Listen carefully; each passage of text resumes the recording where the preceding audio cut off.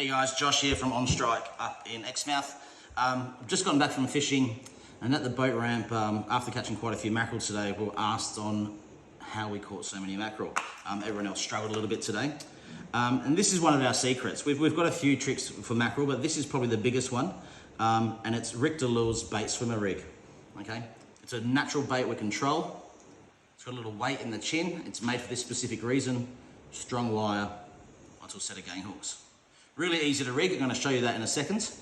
Okay, it works really well in conjunction if you're going to run deep divers close to the boat and run these a little bit longer out the back. The divers can work as your teaser.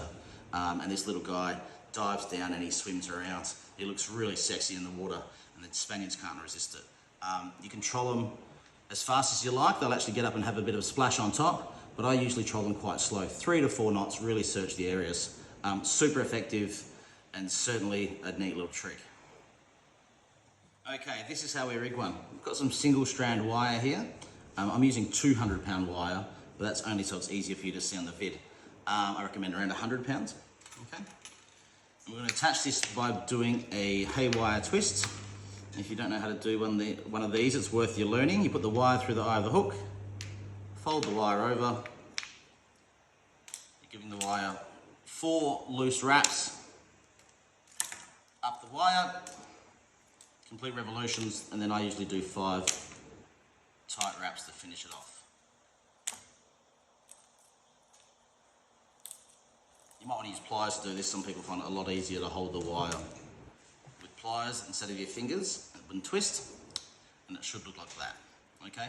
With this tag here, don't cut it off because it'll leave a little stick out bit and it will get you. It's very sharp. So fold the wire in line with the trace. Back and forth a couple of times, and that'll break off flush. Okay, you get your bait swimmer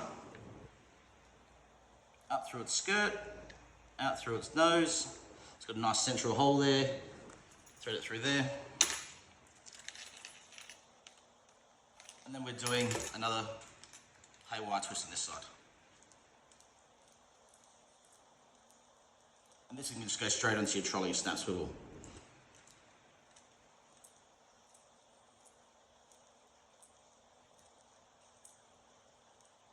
Fatigue that wire off.